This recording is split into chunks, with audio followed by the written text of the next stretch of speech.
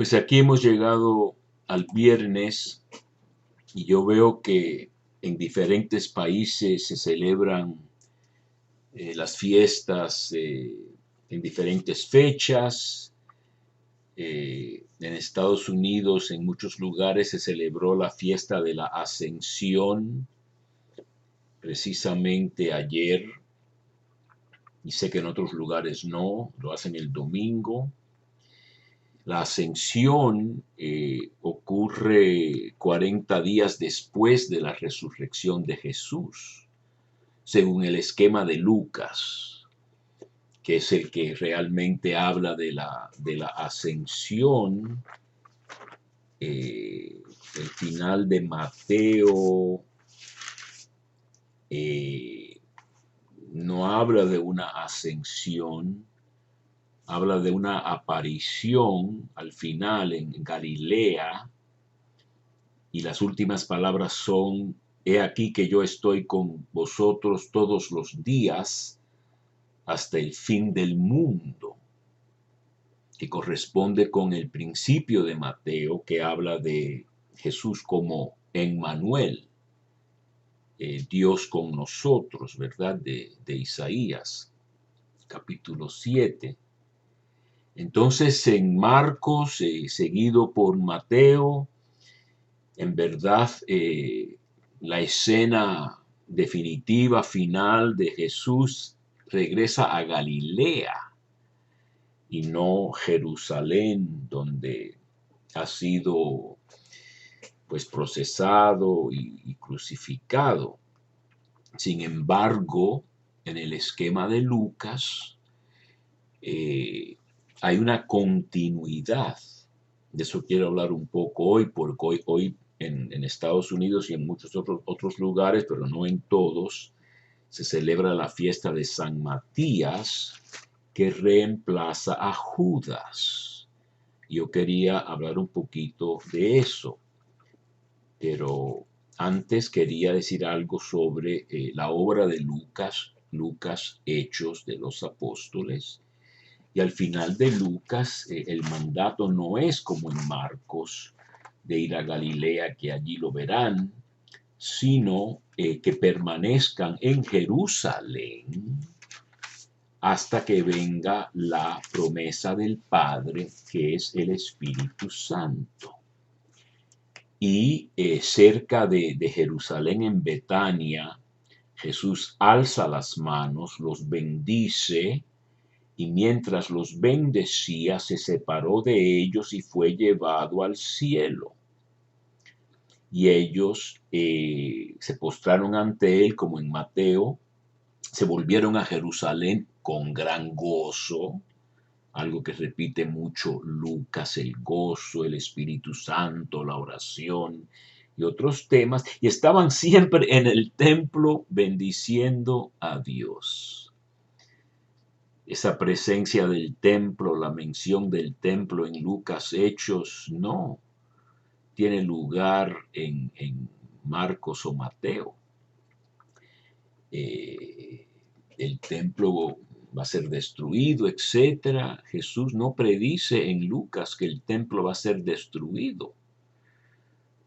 La idea de que el templo va a ser destruido es una acusación que hacen contra Esteban, el primer mártir, en el capítulo 6. Ahí es cuando los testigos falsos dicen que este hombre habla contra el lugar santo y dice que este Jesús, el Nazareo, va a destruir este lugar y cambiar las costumbres que nos dio Moisés. Así que Lucas traspasa estas acusaciones contra Jesús delante del Sanedrín en Marcos 14 y seguido por Mateo. Lucas no lo pone en boca de Jesús, lo pone en boca, o mejor dicho, lo pone aplicado a Esteban. Los mismos testigos falsos, etcétera, acusan a Esteban de hablar, lo pone en boca de Esteban, de que Jesús dijo que no sé qué. Entonces, ahí vemos un poco las diferencias entre estos escritos, y Dios nos ha querido dar pues una visión pluralista, vamos a decir, diferentes puntos de vista hablando del mismo misterio que se puede abordar y contar de diferentes modos. Eso hay que tenerlo en cuenta. Entonces, los primeros versos de Hechos de los Apóstoles, Lucas dice: en el primer libro lo escribí, Teófilo, está hablando del Evangelio. Algunos suponen que este Teófilo era un benefactor, alguien que pues le dio fondos a Lucas para que pudiera escribir, etcétera, sobre todo lo que Jesús hizo y enseñó desde un principio hasta el día en que, después de haber dado instrucciones por medio del Espíritu Santo a los apóstoles que había elegido, fue llevado al cielo. Probablemente añaden alguna palabra en la traducción para que se entienda mejor. Y dice que después de su pasión se les presentó muchas veces dando pruebas de que vivía, apareciéndose durante 40 días y hablándoles acerca de lo referente al reino de Dios, mientras estaba comiendo con ellos. En griego se dice un poco como con salar, es decir, comer sal con, es una expresión un poco extraña. Les mandó que no se ausentasen de Jerusalén, al contrario de el mandato de ir a Galilea. Allí lo verán en los otros evangelios, sino que aguardasen la promesa del Padre, que es el Espíritu Santo, que oyeron de mí. Juan bautizó con agua, pero ustedes serán bautizados en el Espíritu Santo dentro de pocos días. Así que aquí tenemos uno de los temas de Lucas en su teología, que todas las promesas hechas a los padres, Abraham, Isaac, Jacob, de tener una descendencia muy numerosa, de heredar una tierra, entrar en posesión de una tierra maravillosa que emanaba leche y miel, etc.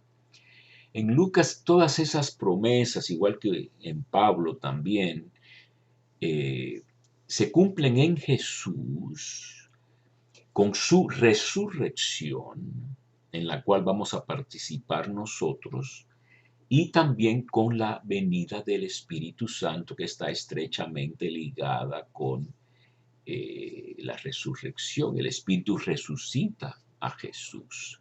Y Pablo también nos dice que todas las promesas de Dios tienen su amén en Jesús.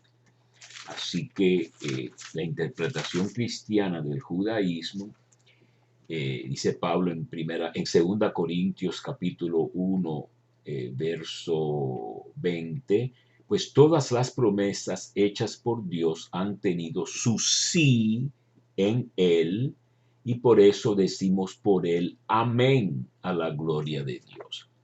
Entonces, los estudiosos nos dicen que Lucas, que Dante dijo que era el escriba de la mansedumbre de Cristo, muy compasivo, etcétera. Cristo sana al siervo del sumo sacerdote cuando le cortan la oreja, etcétera. Lucas procede paso a paso.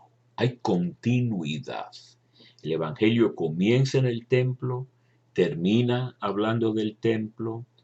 Hechos de los Apóstoles se sitúa en Jerusalén. Al principio van al templo con frecuencia, y solo después de ese motín por el capítulo 21 o 22 de Hechos, ya el templo como que no se menciona ya mucho más. Es un lugar conflictivo el templo judío, precisamente porque tiene lugares de separación. Hay un lugar solamente que puede entrar el sumo sacerdote una vez al año, el Santo de los Santos. Después hay un lugar solo para los hombres judíos, no permiten a samaritanos ni a mujeres, menos extranjeros. Después está lo que llaman la corte de las mujeres, etcétera, y después un recinto que sí estaba permitido a los gentiles entrar. Pero son todas barreras y separaciones, jerarquías, vamos a decir, o admisiones por grados, y eso no va a funcionar en una iglesia católica que acepta a todos. Entonces, Jesús sube al cielo, dice que ellos serán sus testigos, comenzando en Jerusalén, después en Samaria y hasta los confines de la tierra. Y dicho esto, fue levantado en presencia de ellos y una nube le ocultó de la vista, y ellos estaban mirando el cielo. Dos hombres vestidos de blanco, que suelen ser ángeles galileos, que hacen mirando al cielo. El que ha sido llevado, ese mismo Jesús, vendrá del mismo modo que lo han visto subir. Y entonces, en este esquema de continuidad de Lucas, que las cosas tienen que ser lo más estables posibles, no hay rupturas abruptas, etc. Los 12 apóstoles que escogió Jesús, que representan la reunificación de las 12 tribus de Israel, pues habiendo perdido a Judas, que aquí muy interesantemente lo llaman el guía de los que prendieron a Jesús. Así que interesante oír que Judas era guía, como que hay gente que sigue a guías malos, ¿verdad? Pues este llega a un fin terrible, compró un campo, etcétera, se lanzó, se derramaron todas sus entrañas, etcétera. El campo le pusieron el nombre campo de sangre. Y entonces, como yo había dicho hace poco, el criterio para reemplazar a un apóstol es alguien que anduvo con nosotros todo el tiempo que el Señor Jesús convivió con nosotros, a partir del bautismo de Juan hasta el día en que nos fue llevado. Uno de ellos será constituido testigo con nosotros de su resurrección. Así que hace falta escoger a alguien que ha conocido a Jesús desde el principio de su vida pública, bautizado por Juan, después todo su ministerio, toda su pasión, y después comieron con él después de resucitado, y pueden ser testigos oculares de que es el mismo Jesús que ellos conocieron antes de su pasión y muerte, es el mismo que ahora está vivo.